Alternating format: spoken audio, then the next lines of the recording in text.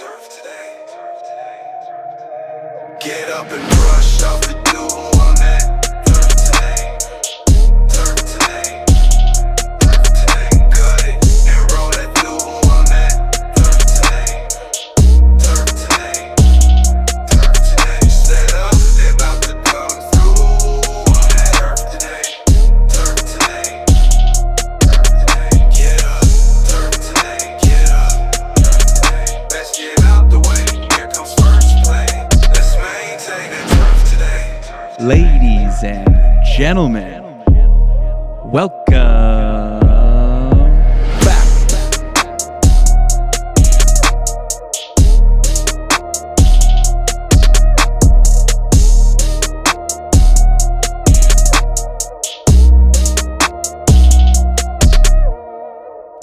What is going on, everybody, and welcome back to Turf Today, presented by Toro and recorded on the Superintendent Network. My name is Adam Kershane, joined as always by Brian Laurent, and you won't believe this, but we have another Brian on the show. It's easy for me. I can just call everybody Brian and it makes life easy. We'll definitely switch it up next week, so don't worry. This is going to be an awesome episode because Brian Seltzer is a turf student at Penn State. He has gone through the Turf Bowl this year and is currently volunteering at the Players Championship. So we're very, very, very fortunate to get him while he's working, give us a little bit of an inside scoop, and then talk about his career and everything he's got going on. This is going to be a great one. Let's fire it on down to Ohio and see how Mr. Laurent is doing. And before we do, I do have to mention a correction from last week. I was talking about getting your votes in for the GCSAA Edwin Budding Award, which is for equipment managers, telling people to go in and vote, and unfortunately, it's all been closed up. So got to you guys a little bit late on that one. Next year, we'll be ahead of it and get you some of the nominees and maybe get to tell a few more stories. Good luck to everybody that's put their name in the hat. Can't wait to see who wins, and hopefully we get to chat with the winner at some point down the road. And yeah, that's my bad. I'm definitely gonna have to run a lap on that one. So without further ado, go ahead, brother. It's quality, man. It's quality. What are you up to? Not a whole lot. It's Friday, so getting ready for the weekend. Been out on the golf course quite a bit lately, trying to get things ready. Been getting a lot of videos from people that snow is melting, ice is melting. It's an exciting time of year. Yeah. It's the Masters is right around the corner. And here we are this week. It's Players Championship, and that's kind of the first. Well, I shouldn't even say that. There have been a lot of big tournaments already, but yeah, I mean, things are really starting to turn around. It's amazing. We're in our second fall spring here in Ohio. It's going, we had like 60s and 70s the last couple of days. Now it's dropping back down to 20s and 30s. Oh my goodness. Yeah. Come on. So that's the reality of, all right, it's still March in Ohio. It's setting in. So yeah. But no, it's going to be here before we know it. It's that whole thing. I always grew up hearing April showers bring May flowers, and anything before that is considered winter. So, March is still technically winter in a lot of places. Yeah. People just get excited, though. You see some grass poking out, or you have a nice day where you can throw the shorts on, and all of a sudden it's, where's my golf clubs? Maybe we should get out. When's the course opening? Like, how's the course look? Dude, I saw so many golfers over the weekend just kind of cruising around, and a couple of courses that are in my area. And people were antsy. So I can't remember who I was talking to. It might have been Gorlami out in Idaho. I think he had like 190 players or something on a Saturday over the weekend. Wow. Wow. Yeah, some places are cranking already. Yeah, well, the game's growing. You certainly see it on social media. There's more brands popping up. There's obviously more golf courses being built. There's more people getting into being influencers, and all the different sponsors and stuff. It's certainly growing. So it's really nice to see.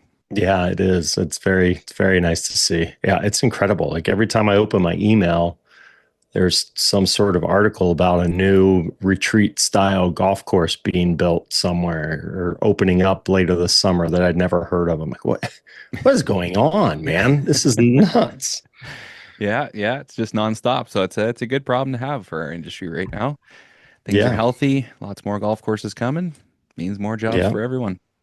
Yeah. As long as we got people to fill them. You got it. And so this is an exciting one today. We get to talk to a student, which I don't think we've had a student on in quite a while. So that's going to be great to talk to somebody who's currently in school and currently volunteering at a massive golf tournament. So Yeah. today is Brian Seltzer, and he is a Massachusetts boy. We met him down at the show. He was in the Turf Bowl and is now down at Sawgrass with the whole crew, prepping the course and keeping things, I want to say, dry and clean out there for the players. And yeah, it's be fun to talk to him. Sounds like he's got some fun things to chat about. He's still young in his career, but he's done a lot with sports and different things like that. Was he on the winning team for the Turf Bowl? I don't think so. He might have Okay. been. There was a couple Penn State winners, so he might have been on one of them, but I don't think he was on the A squad because apparently they had the one kid who was just sort of did it all. Oh, yeah. Is it So I'll like have one of to. those group projects where one guy's carrying most of the weight? Yeah, yeah. It was like the kid could have taught the program or something like that. Yeah. That's So awesome. here he is. How's it Wow, going? live on location. That's Oh, amazing. man. This, huh? I love it. You got a jacket on. Is it a little chilly down there or what? It was pretty cold this morning, I'll be honest. We had some hot days this past couple, and today we woke up, I think it was like 58. Holy smokes. Oh, I don't feel Brian. that bad for you, Brian. Sometimes it's nice to be on the course in the morning with a jacket, Good a spot pair to of be boots in. and everything, right? Oh, yeah. I can say I definitely underdressed as well. I wish I brought my rain jacket today. Didn't learn from Nice. Orlando. Way to go. So what I'm somewhat familiar with the program, Brian, but do they bring like the entire 2-year class down to Sawgrass to participate as volunteers? Who all gets to go down there from Penn State? Every year, Dr. Kaminsky brings the first year, 2-year students down here. So all 15 of us this year are volunteering. Man, Nice. that's awesome. That's a good Yeah, setup. it's pretty sweet. We're excited to have you on the show and talk a little bit about the tournament and everything you got going on. But, Charleston boy, take us back to the start, getting into golf and some of the other things you had going on growing up.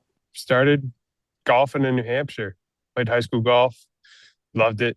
Was on the course playing 36 a day, kind of every single day over the summer, and eventually said, I want to work here this summer. So got a job at the same course we played high school golf at, and pretty much history there. And down the line, picked it back up and applied to Penn State. Now I'm here.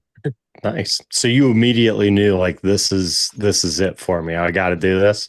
And it wasn't the free golf, right? That was definitely a big factor in it. I didn't know immediately. I always had it in the back of my head. So I had a really good buddy who went through the 2-year program at Penn State, and he was always kind of chirping in my ear, saying, "Hey, you gotta come do this."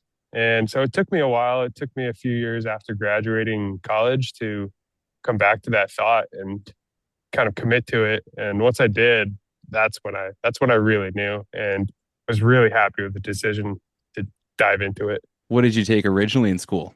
I went to a small liberal arts school and did math and economics as a kind of combined major. Wow. But I was really there for sports, ski racing specifically. Nice. Did they have a ski racing team at the first college that you went to? Yeah, they did. It was alpine ski racing, kind of Division I. It was a D3 school, but a lot of these D3 schools in the Northeast kind of all compete in the same Division I conference. It was great. I skied all 4 years. It was awesome. I mean, it kind of built me today, but I did all right. I think I made NCAAs the 1 year during COVID when they took a full 6 from every single college. So that was kind of easy slot into it, but it was amazing to go compete at that race. That's a wild sport. You're going down the hill so fast. Yeah, it was fun. So you can kind of help shed some light on this for us. So being a guy that competes in winter sports, as we're watching the Winter Olympics and we're seeing luge and bobsled and all that kind of stuff, how on earth does anyone find some of those sports and get involved in some of those sports? Man, I gave you the answer there for luge and bobsled because I know there's only, I think, 2 or 3, I could be wrong there, tracks all like throughout the country. So that's a tough one. I do know of somebody though that was a football player and then a track athlete, and then all of a sudden was trying out for the bobsled team because he was really fast off the line. How he got there, I don't know. It's just so wild, you know. I still don't understand how someone's like, that's what I want to do. I want to go to my local bobsled track and figure this out. Get her going. Try and go after a gold medal. Yeah. Go Mach 10 down some ice. Turf Today is brought to you by the Toro Company and their complete lineup of irrigation solutions built for golf course superintendents. With systems like the Toro Link Central Control System, Toro gives you the ability to dial in water exactly where you need it, whether you're managing greens, fairways, or rough. From real-time monitoring to quick adjustments during changing weather, Lynx helps you stay ahead of the conditions and keeps surfaces consistent for golfers. At the end of the day, it's about healthier turf, smarter water use, and more control from your office or your phone. To learn more about Toro Irrigation Solutions, visit toro.com or talk with your local Toro distributor. Toro, count on it. So what'd you do then? You graduated from your 4-year program. What'd you do then for, a short period of time before you came back in? I actually moved out to Denver, Colorado. I was kind of chasing some fun skiing out there, trying to get some powder and as many days as I can. Nice. I was working at some bars and worked at a ski manufacturing company, actually. That was pretty sweet. Got to learn how to build a ski start to finish. And yeah, just trying to find my way. And I found it eventually, I guess. Just living that ski bum life. I know that was a bucket list of mine way back in the day. It was like, if I could just go live at a ski resort for a couple of years, just have fun, bartend, learn how to do different stuff. Like, that's cool. That's cool. I'm glad you got to do something like that. And then somehow turfgrass just kind of sucked you back in. You're like, I missed the golf course, or you start working there. How'd that work? Yeah, I missed the golf course, man. Wanted to be on my feet working. I really knew that. And I was ready for a career and kind of just said, screw it, let's do it. Who inspired you to go to school? My good buddy, Ryan Trudeau, who is an assistant over at Maidstone Country Club now. And he's just my biggest inspiration coming here, and always told me every last bit about what he's doing at school, what he was doing at his internships, what he got to do at school, like coming to the players. Just seems so fun, man. I knew so much about it before I got here that it was a pretty easy decision, but it was a scary one for sure. I'd say if you get an invite to go and just set foot ground on Maidstone, that's pretty good inspiration to all right, yeah, this is pretty cool. I love it. So why did you end up picking Penn State? Just because of his experience there and kind of what you already knew about it? Yeah, exactly. Knowing about it, kind of learning that it's really that top program for a lot of these big clubs and whatnot.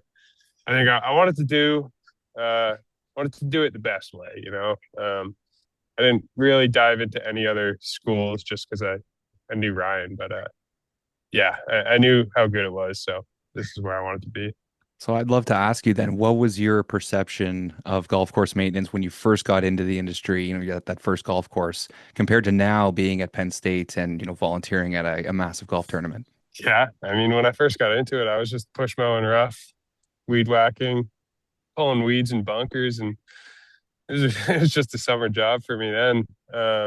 It was fun because I got to go play free golf. Once I kind of, not that I haven't been in a manager role yet, but once I kind of got closer to my assistants and whatnot, was hearing some decision making.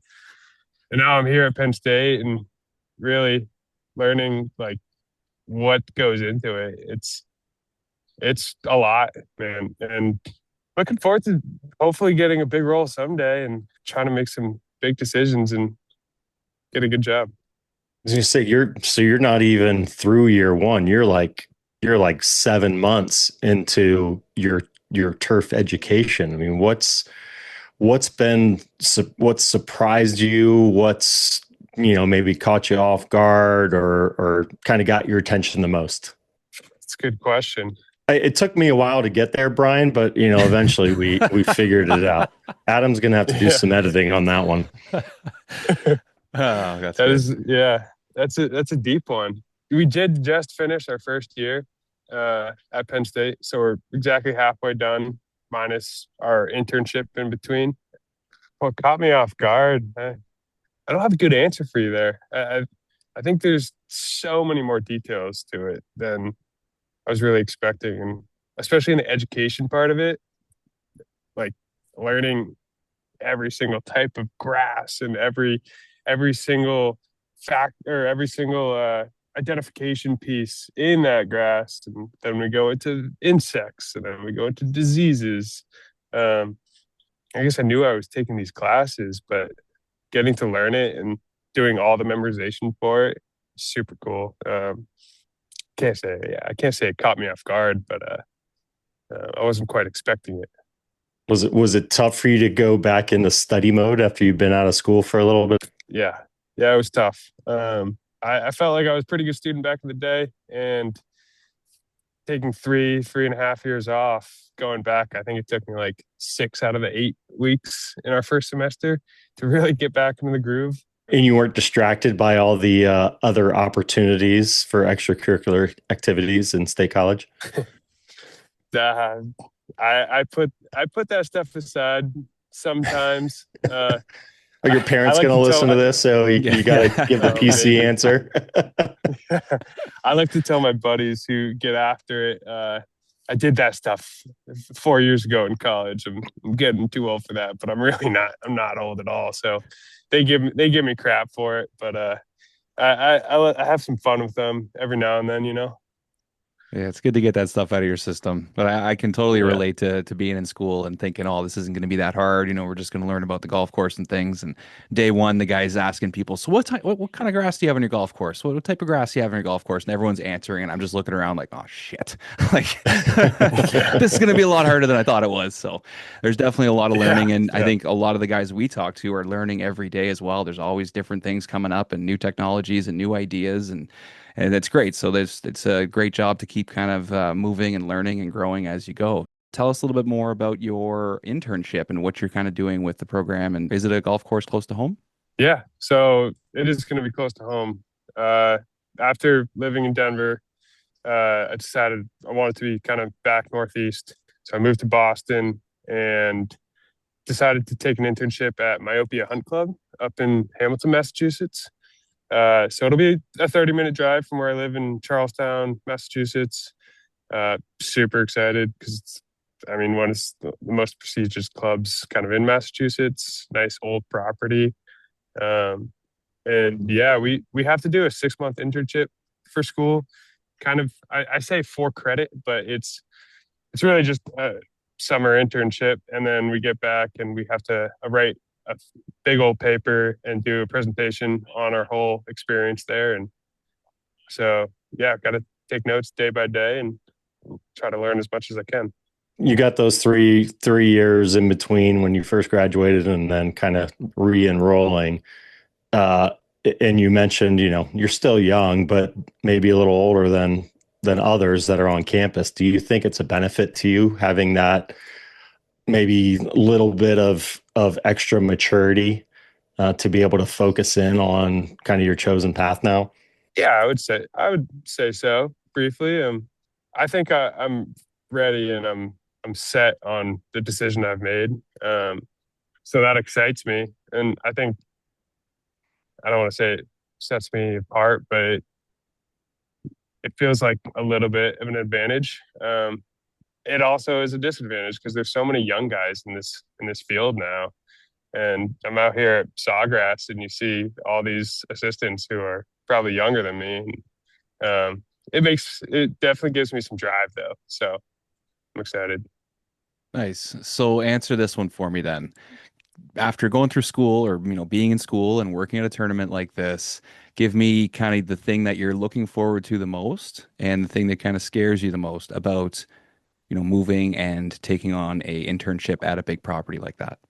I think what excites me the most is to kind of see that high level golf that kind of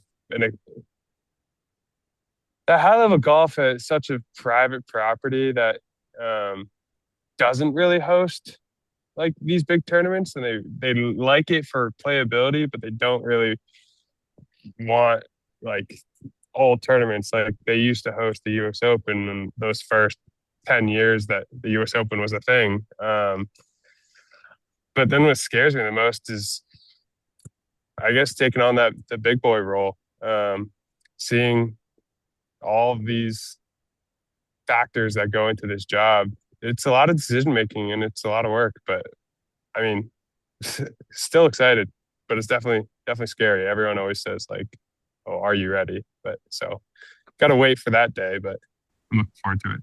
That's awesome. Yeah. So you're down at Sawgrass. Talk about what you're up to this week. Kind of responsibilities they putting you on. We're laying down some lasers on the back nine bunkers in the mornings, All right. every day, focusing on those straight lines, as this course is known to be striped up in every which way. So we've been working on that. This morning was our best day yet, so hopefully we get 2 more good days. And then the evenings we've been doing mostly divots and some debris cleanup for the most part. Yeah, I saw a couple of videos of the divot crew kind of walking the lines of the fairways. How many people are you guys deep this week? I think there's like 80 to 100 volunteers, and then I think about 100 staff as well, including their horticulture team and whatnot. It's pretty busy. Yeah, they're dialed though. The place looks amazing on TV. Oh my goodness, crazy. Yeah, I know. Watching it this morning. Oh yeah, we were watching it. I had it on here. Yeah, how are those greens looking this morning? I know yesterday and the day before they definitely look. I mean, like they had some off color in a good way, but I haven't seen it this morning at all. So I was curious. I thought it looked a little bit better than it did yesterday. Yeah, but to a good golfer, they recognize that it's good stress. Yeah, balance that fine line, man. That's what it's all about. Tournament golf is all about just walking that fine line. I love it. So you guys come down there as a class.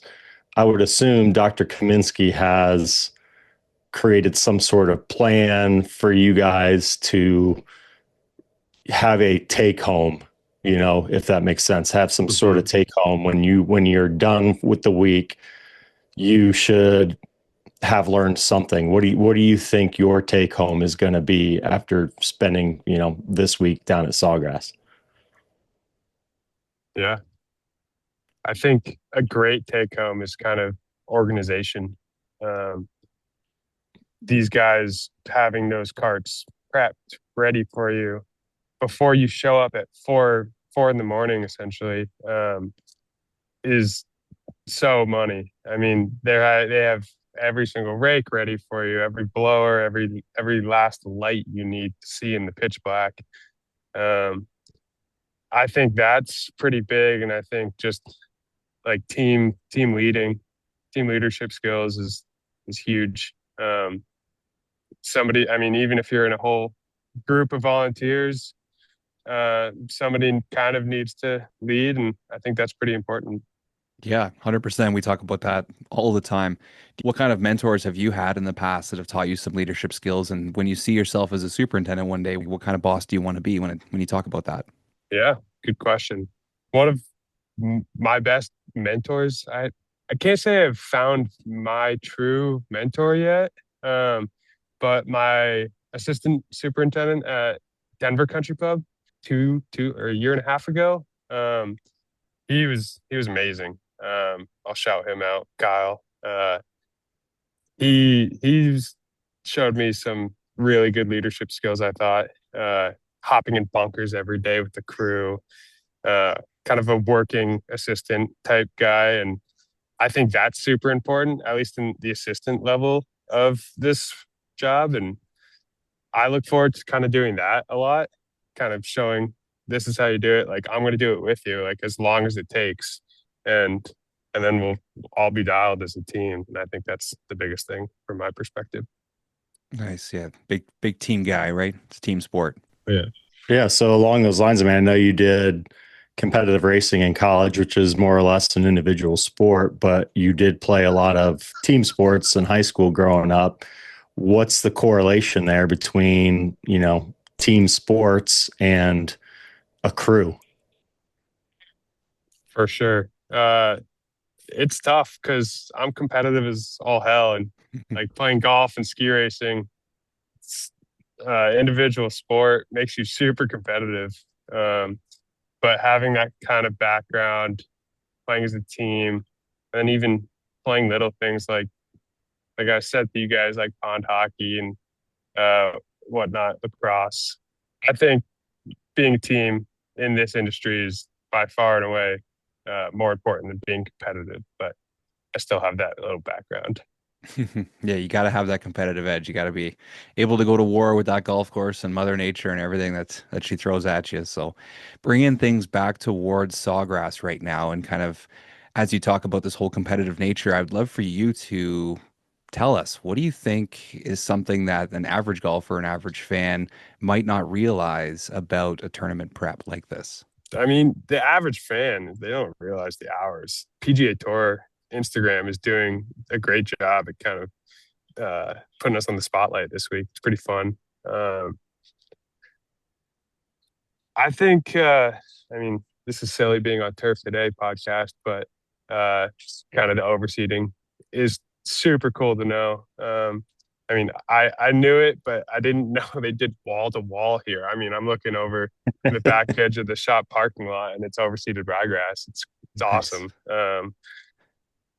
Yeah, I think that's super cool. A lot of hours there getting that all done. Oh yeah. We are back with another Ask the Agronomist segment featuring PhD agronomist Tony Goldsby from the Andersons. Our question today comes in from Gavin Trout.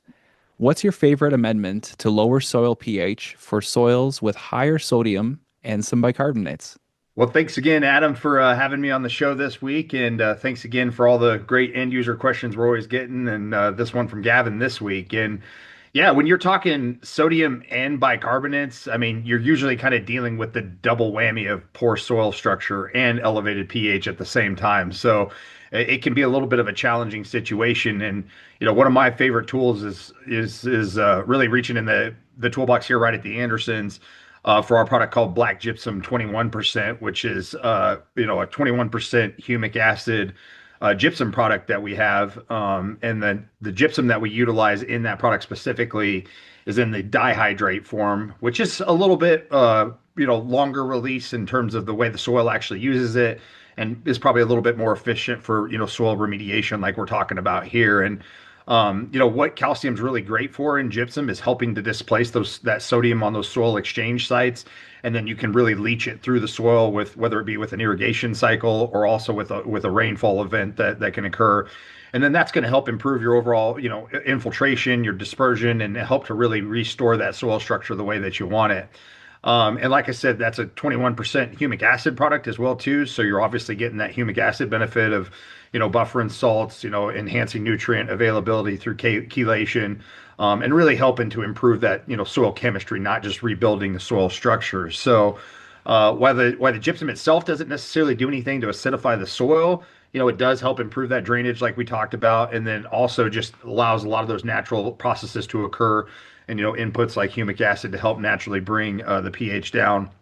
And again, in these sodium bicarbonate affected soils, really going after and targeting that structure first is always first and most important step, in my opinion. So, an application like that could really help to get that structure back up to shape.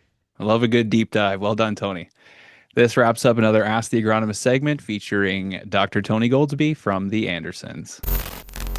So you've done, Northeast where you grew up, you did West Coast and Denver, you're experiencing a little bit of Southern climate as well now. What are you seeing as similarities and differences from a bunch of those different environments that you've been in? It's still hot spots everywhere you go. That'll always happen. I think it's kind of seeing the soil here is crazy. There's a lot more sand. I mean, it's a sandy area of Florida. And then seeing kind of like a lot of clay up in Massachusetts and kind of a mix out in Denver. But Yeah, you'll always be hand watering. I guess the only difference is up in Massachusetts in the Northeast, where it's a lot more wet, you can only hand water so much, or else you're in trouble. Do you see yourself traveling a little bit more with your career? Do you want to go overseas or try out a different state or something like that? Always, I've thought about it a lot. I think I'm pretty set, kind of in the Northeast region. I think thought about like New Zealand, like going to Tahiti or whatnot. That's always been my dream. As I got turned down from study abroad program in college from COVID, Oh, going to classic. New Zealand, that was brutal. So I've always wanted to go back to New Zealand, and that would be a sweet spot to go. Yeah, that place that looks just phenomenal. You'll get there. Just keep trying. It's all right. Yeah. I love it. I love it. So what's the agenda then for the rest of this week? I mean, how you feeling? Is the wariness really setting in with those crazy alarm clocks, early mornings, mid afternoons, whatever it may be? Yeah, it's honestly great. People are getting shredded for sure. We got people napping all over the place right now. But every day, I'll be honest, like yesterday, I think was really the first day where you hear like the good morning from Patrick, the superintendent, and people are like, good morning. A few days before then, it wasn't too much. And then this morning, it was like, good morning. And it was the energy's coming up, I think. While the Nice. bodies are depleting, the energy's going up.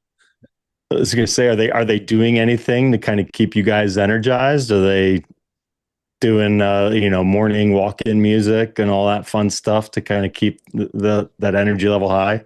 Oh yeah, they're bumping in the morning. Energy's pretty high, giving us good food, snacks constantly, and it's a vibe. I heard you guys got a pretty good swag bag down there for working. Yeah, they hook us up for sure. It was pretty awesome. Got to find a few more people to give away some polos too. Yeah.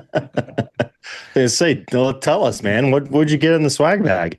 Oh, there's like 8 Peter Millar work polos, another red polo that we wore for like Military Appreciation Day, vest, sun shirt, rain gear, backpack, Yeti water bottle, extra tufts. I think that's most of it.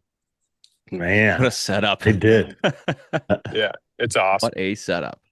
So then just for people who haven't heard about this before or been to one of these tournaments, tell us about just a day in a life. Your alarm clock first goes off at the hotel. What's a full day look like for you and the crew? Let me give you yesterday, or I guess yesterday and today. Yeah. Because the first day of play, I think it was a full hour delay from rain. And so they didn't get off the golf course. They had actually blew the horn for darkness at like, I think 7:30, was it? Might have been earlier than that. And so we didn't get home until I think it was 9:20 or so. Got in bed by like 10:30, and it was a 3:45 alarm. Buses at 4:15. Get here at like 4:40. Meeting and out right at 5. And then it's just 5 till 8. We got to go because there was 7:30 tee times every single day. And then we're off the course. We're off the course pretty much by 8:15, giving blower noise and whatnot. And then we have breakfast. We have, what is that, 9 to 3 to go nap, watch golf, walk around, go home to the hotel if you want. And then Do an we're interview. back at 3. Yeah, exactly. Back at 3 for food and kind of hang around until 4:30. At least that was the schedule before. I think we're a 4:30 dinner now with play and out at like 5:30, away from golf, working pretty much until done, and until we're done, most likely into the dark, probably work until 8:39. Some of the Sawgrass staff are working till 9:30, 10, finishing up mowing and rolling every night, checking speeds and whatnot. And then we're a 30-minute drive back to the hotel, and back to bed. Hopefully you had enough food at 4:30 to not really be hungry then, and get another four hours of sleep. Maybe go grab a couple pints at the tavern around the corner. It's all about networking, man. Yeah. Oh yeah. Work hard, play hard. We always say that. That's where it happens. That's where it happens. So you mentioned last night they had to suspend play due to darkness. And even with the rain delay in the morning, I mean, that obviously kind of throws a wrench in the original plan. Talk about what you learned, and you mentioned earlier just some of the organization, but talk about the ability to adapt to those things. What have you seen there in person as some of these changes are thrown your way? They were ready. They had a full storm reset protocol schedule for us. So they were going to send out 60 blowers and like a bunch of vacuums and whatnot to get that course back up as fast as possible for those players to come out. Like if we were expecting lightning, so we were ready to kind of be on hold and go out the second we could to get that course back open ready for them. I mean, every one of these scheduling like 200 people to get that course dialed is crazy. And when it has to switch all of a sudden for some circumstances, it's impressive how fast they get it turned around. So what would be, or maybe it hasn't happened yet, but what would be your oh snap moment for basically saying I'm at the PGA event right now? Doing divots 3 days ago, going up 16. I was already walking pretty much the whole back nine. I was like, I'm gonna walk around. Walked over to 17T, took a couple pictures. It was practice round, no one was out there. And then just like walked the pro walk up 17, like strolled up to the green quickly and took a couple more photos, and then went over to 18T and walked straight down 18 all the way, filling divots, and I was like, man, this is sweet. And then we got to watch some golf the next day, and I was like, this is awesome. Yeah. So expand upon that. You're making that walk. You're walking up 16, which you've probably watched so many times on TV. 17, one of the most infamous holes in golf. 18, just a strong finisher. Again, that you've watched the best of the best in the game of golf finish. What's going through your mind? What are you feeling as you're making that walk? It's just surreal.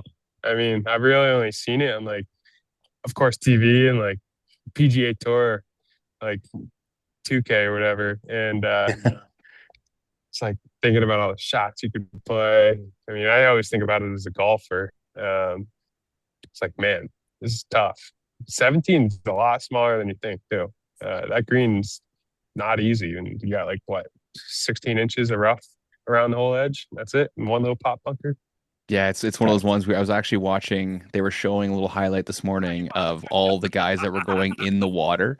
So it's just ball after ball in the water. And my son's watching and he's like, well, how come nobody can hit the grass? And I'm like, well, how small it is. And he's kind of like, it's not that small. And then they pan back and they show the guys standing on the green, and the size of the green compared to them standing there, it actually shows how small it really is, like how small of a footprint that really is. So it'd be a daunting shot to have to hit with thousands of people watching. Yeah, it's not easy. And the wind was swirling yesterday. So, I mean, there's stadiums all around that you don't really feel the wind, but it's moving. Have you guys been here? No, Never. made that trip. You should. It's pretty awesome. Sounds like a magical place. Yeah, looks awesome. You talked about what you're thinking of it from a golfer's perspective as you're walking around there. How do you think that is it helping you now as you're, going through and getting ready for your internship, as you're studying? How do you think that's going to help you then also long term thinking about things from a golfer's perspective? I think it's crucial. If you ask me, I think there's a lot of people that don't really have it and are great. And for studying purposes and education, you obviously don't really need it. But I think being in the field, kind of on an internship or being an assistant, or especially like a superintendent, I think you got to be out not only working on your golf course, but playing it and seeing how it plays. Because we all know we're really just working for playability more than anything. Just about the industry as a whole, and it's exciting that you've gotten into it and you're starting to make some friends and network and stuff like that. But other people your age, what would your message be to some of your peers about this industry and kind of about the stigma of working at a golf course? Yeah, I think it's never really too late to get into this. I would press hard if anyone's second guessing doing it, no matter the age, to just say screw it, let's do it. Because there's a lot of courses out here looking for, I mean, not just experience, but like mature, good people to run the course. Because a lot of it's just people management, man. Yeah, being a good No guy. question. Yeah. What are you most excited to learn about as you continue on with school and kind of get out there and are learning in the field? Yeah, I'm excited to. We got a golf course construction class next year, which is I'm pretty stoked for. I think Yeah. we might build a tee box at a local course to State College. Be I fun. was gonna say, I think isn't Toff Trees getting ready to do a renovation? You guys are gonna be going out there and Yeah. helping out? I don't know what we'll be able to do out there. Potentially, we got a talk from the architect who's doing it, who I'm now blanking on his name, but he was pretty killer. It's not Nagel, is it? It is Nagel. Yep. Is it Jim? He's a great guy. Yeah. Great guy. Yeah, great guy.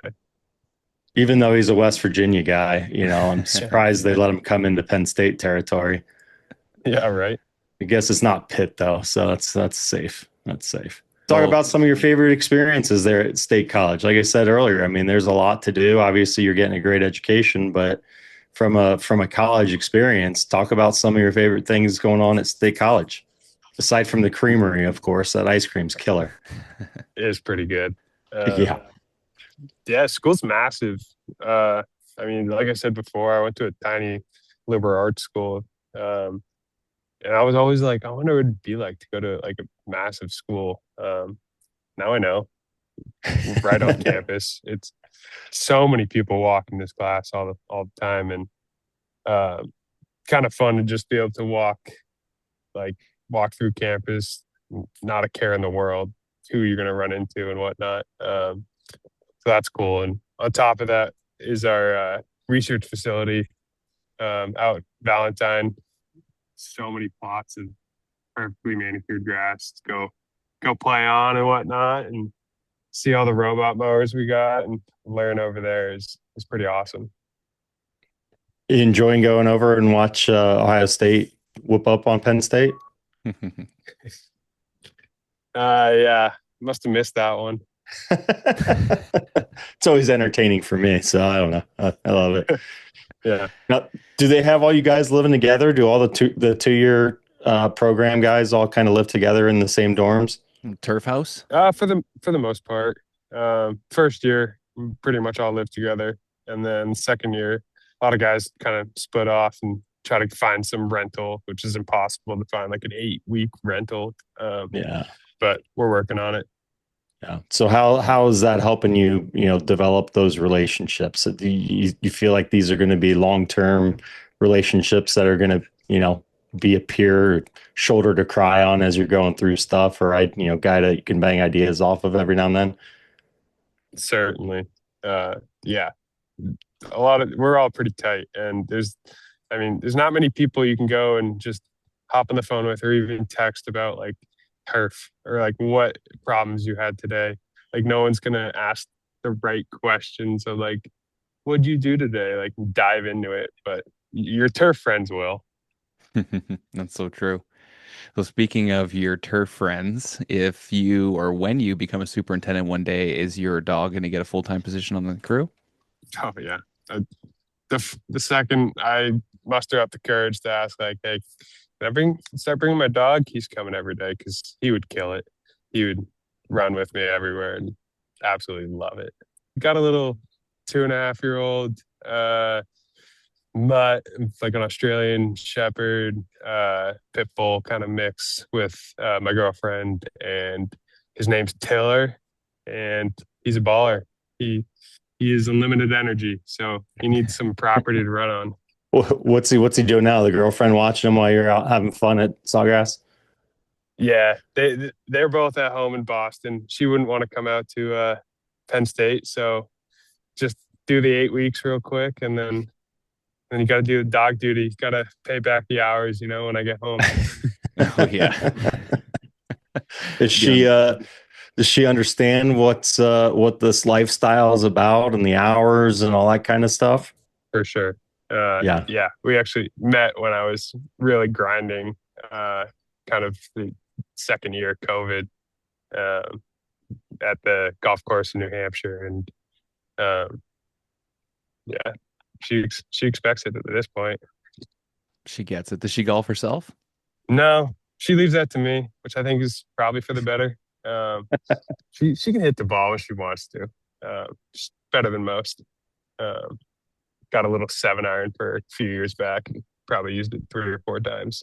Before we go any further, we have to talk about the Andersons, and specifically their product, GrassGuard DG. When early season weed pressure starts building, GrassGuard DG from the Andersons gives you a smarter, more efficient way to respond. Formulated with a corn gluten meal, it delivers natural pre-emergent weed suppression while providing slow-release nitrogen to support steady turf growth. GrassGuard DG offers improved efficacy at lower use rates compared to traditional corn gluten meal products. In crabgrass control trials, it outperformed competing corn gluten formulations by 17 to 33%. That means stronger results with greater efficiency for your program. For natural weed suppression backed by performance data, visit andersonspro.com to learn more about GrassGuard DG. What an ad read. One and done, baby. So this is your first GCSAA show, wasn't it? I know we saw you down there in Orlando. Tell us about that experience of getting to go to the industry's biggest party. It was awesome. It was more than I expected, to be fair. It was super cool to meet everyone, especially you guys that just happened to run into at the Toro booth. And then Adam was like, "Want to be on the show?" And I was like, so caught off guard by that. But we're looking for a student. Everything else guy? Is perfect. Yeah. Everything else is sweet. I mean, getting to go to all the different regions, like happy hours, it was like unlimited food and bev, unlimited people to meet and connections to make. It was a grand old time. And what about the turf bowl? Tell us about that experience. Turf bowl was fun. So Penn State sends like 4 or 5 teams every year, and every year they set aside like whatever money for the 2-year program first year students to send a team. So we were essentially the dev team, kind of Penn State's 5th team. So no expectations, but kind of like a building block for our second year to really try to kill it and keep our reputation alive at the Turf Bowl.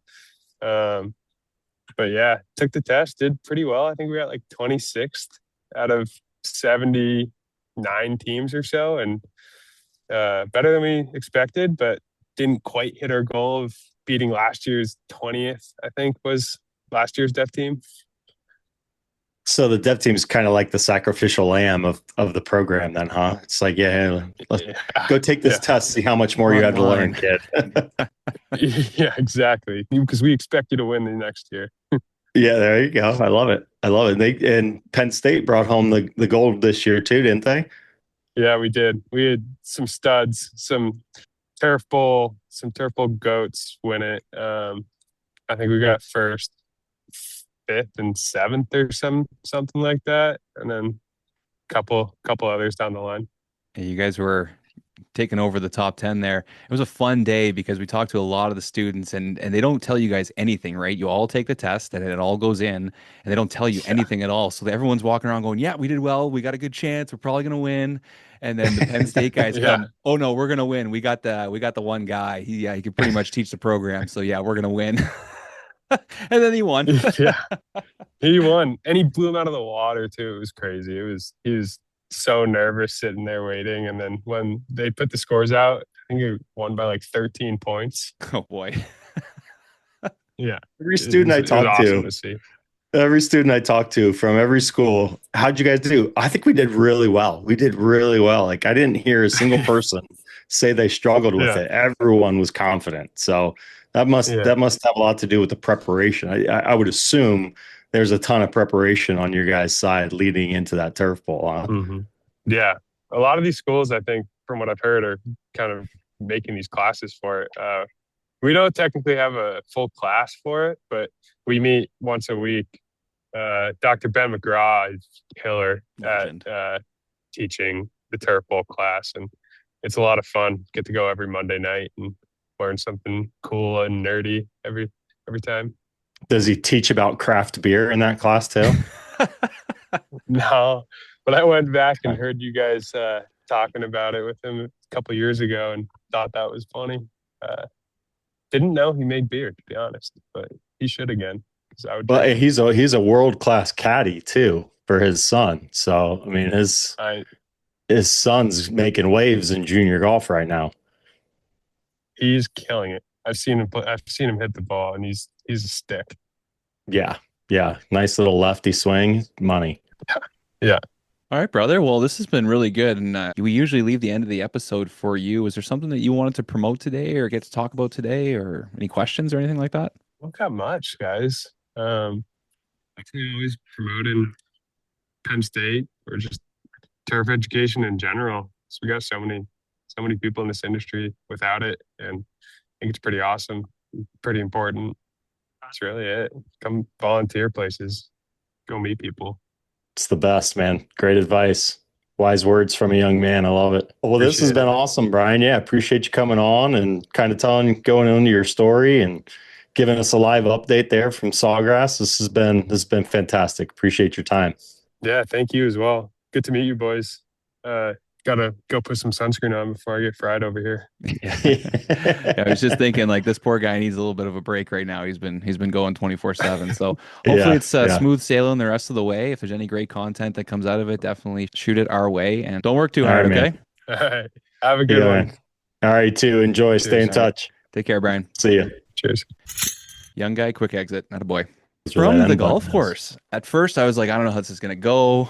It's on his phone. It's windy. Yeah. But Started out a little choppy, but connection kind of cleared up there towards pulled it the end. together. That's good. Yeah. Did you see the Yeah. blimps and stuff flying by behind him? Yeah, I did. That's cool. Yeah, the airplanes pulling the banners and all Yeah. that stuff. Yeah, it was great. It was great. Yeah, good kid, man. I now that once I saw his face, I remembered talking to him and talking about his skiing and all that kind of stuff in college and whatnot. So yeah, really, really good kid. Another sharp kid coming into the industry. Mm-hmm. No, it was great to chat with him at the show, and I remember asking him, like, it'd be great to have you on the show because we are looking for a few students this year to just come on and be real about how you got in, why you got in, what advice you have, some of the things you've learned. And he was kind of like, yeah, I don't know if I'd have a lot to talk about. Some of the people like have big careers and everything. And I said, that's exactly what we want. We want real people living this real life right now so that people can understand that it's a lot of fun and there's a lot of advantages. And I thought he did a great job of, kind of filling in a lot of those blanks about, his experience and what he thought it might be and where he actually is. And now he gets to be a part of the Turf Bowl and go to the GCSAA show. And now he's at Sawgrass and he's got a great internship back at home. So it's awesome. I'm very happy for him. I think he's on a good path. Yeah. And it's fun. It's fun talking to turf students. I've rarely met a turf student that isn't excited about being enrolled and isn't excited about learning the things that they are. It's a lot of other programs. It's like, oh, I got to go to this. I got this class. I got this class. But most of the turf students that I talk to, they're all just pumped up about what they're learning. They know how it's going to be applicable to their profession. Whereas me as a communication major taking the stats course, I'm like, when am I ever going to use this? It's so refreshing just to talk to kids that, or young men like that understand, young men and women like that understand, this is going to be important for me as a foundation to my future career. It's really cool to see. Yeah, and the thing that I love about the industry is it's there's so many different things to do. You're not just cutting Yeah. grass. You're not just, when I used to sell cars, that was my job. Sell cars. Yeah. There's Yeah. other things Yeah. you do around it, but that was your job, sell cars. And getting into the turf industry, becoming a superintendent, you're going to do a lot of different things. So I think there's a Yeah. lot of people that kind of don't really know what they want to do with their life, and they're looking at different paths and try a couple different things. And then they start working at the golf course and they go, maybe there isn't everything I love about this job, but 80% of it I love and I enjoy Yeah. doing. So the 20% that I don't maybe love, I'll do because it's part of my job, and I love the other 80%. And I think that's so great to have different things to do every day and different ways to keep your brain moving and challenge yourself and grow as a person. And that's an example of a guy right there who did go and try something else. I know it was math, but tried to get into something else, and then all of a sudden he goes, you know what, I want to get back into the golf course. There were so many advantages to that job, and I loved it so much, and now here he Yeah. is. So I, Yeah. I think there's Yeah. a lot of people that kind of get drawn into that.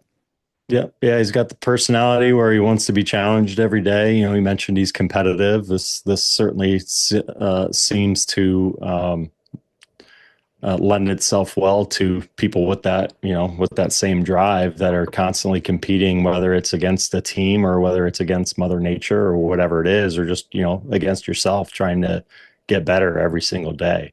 And so, yeah, I mean, this industry certainly does that for you. It challenges you to improve a little bit every single day. And there's always, like you said, it's something different every single day. There's a different challenge in front of you every time you wake up in the morning and go to that golf course. So Mm-hmm. yeah, no, it's perfect for people that don't want to be stagnant and sitting in front of a computer all day. There's no question. You get out what you Yeah. put in, because if you're Yeah. not working very hard, your golf course is going to suffer. So you are forced to continue to work hard and find ways to multitask and manage your time and all that. So that is attractive to people who want to keep themselves busy and have something that is challenging. And yeah, so it's a lot of fun being part of this industry, but there are tough days, and I know we want to support people that go through all that. So making sure you do manage your time and taking care of yourself is very important as well. Yep. Yep. No question. No question. Good stuff. Well, yeah, that was fun. That was a lot of fun. Yeah. And no, I'm excited to get back to the coverage and see who wins this weekend. I know this comes out Tuesday, so you'll all know, but it was cool to get a little bit of an inside scoop there. Yeah. Just to see some sunshine. That was a nice change. Mm-hmm. Yeah. Starting to see some green grass, and Yeah. yeah, I like that. I like Yeah. that. Place looks so pure. I turned it on for a little bit yesterday. It looked so good. It did. Yeah. And I know I saw a couple of comments about the greens online, but it's like, leave it alone. Those guys know what they're doing. The players don't care. Well, they want firm greens, fast greens. That's what you get sometimes. So Oh, Is that's what it it. The is. outside looking in, they see some of those brown spots or whatever it may be, and like, oh my God, the greens are dead. Like, no, they're not. Mhm. They're not dead. They know what they're doing. They're properly managed. They're keeping an eye on them. They're constantly taking their moisture readings on them. They're hitting their spots. They know what they're doing. Yeah, it's professionals out there.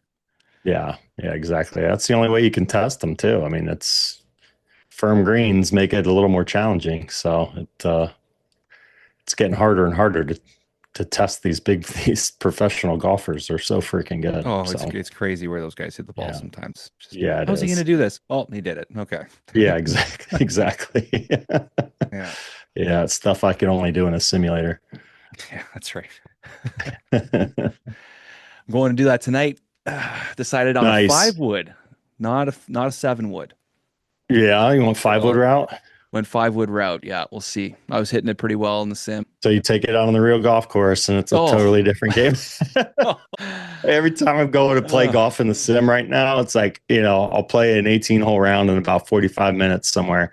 2 over. Man, that was awesome. Like, yeah, no, I can't do that on the real golf course anymore. Like, those Get out 7-foot gimmies are fantastic.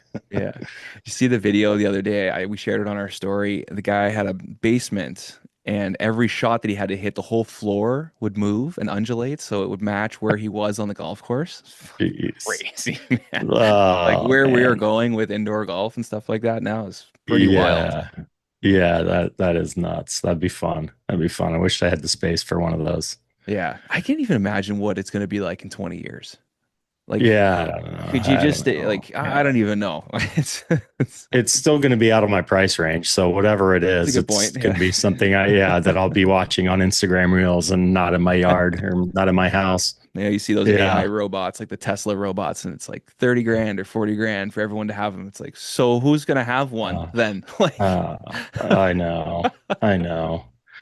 Like when it can start replying emails for me and, doing all the other like odds and ends, to take the role of a second person on staff, that's when we yeah, might be able to make something happen. might be able to do it. See, I Yeah. get the whole like doing your chores and stuff like that, but I wouldn't be able to handle waking up in the middle of the night and that motherfucker standing in the middle of the hallway or something, and you're just like, oh my God. Yeah.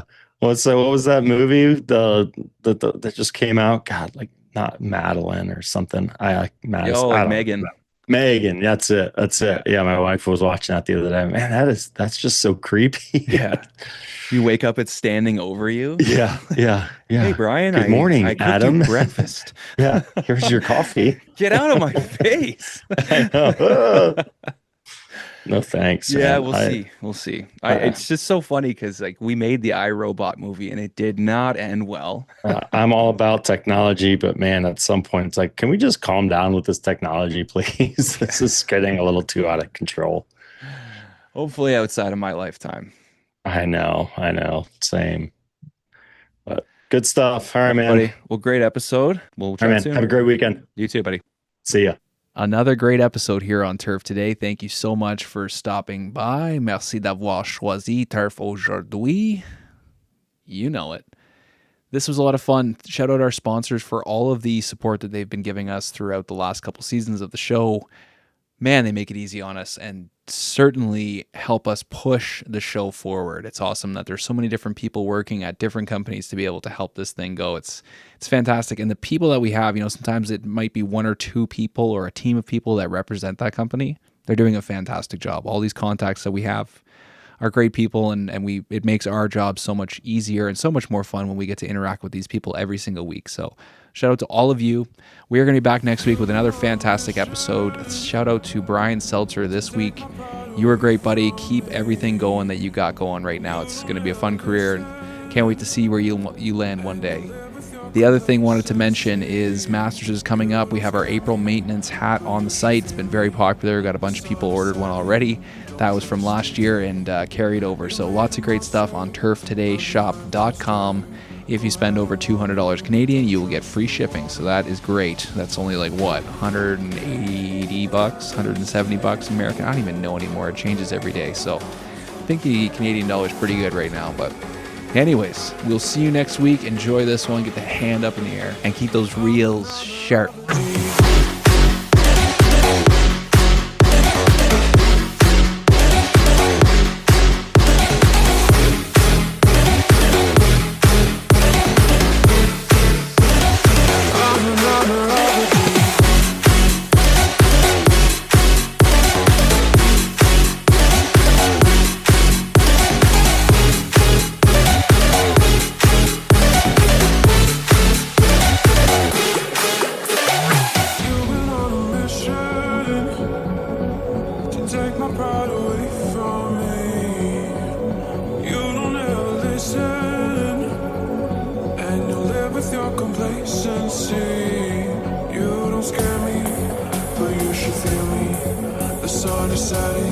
Don't trust your hearing. You made a monster, a mere imposter.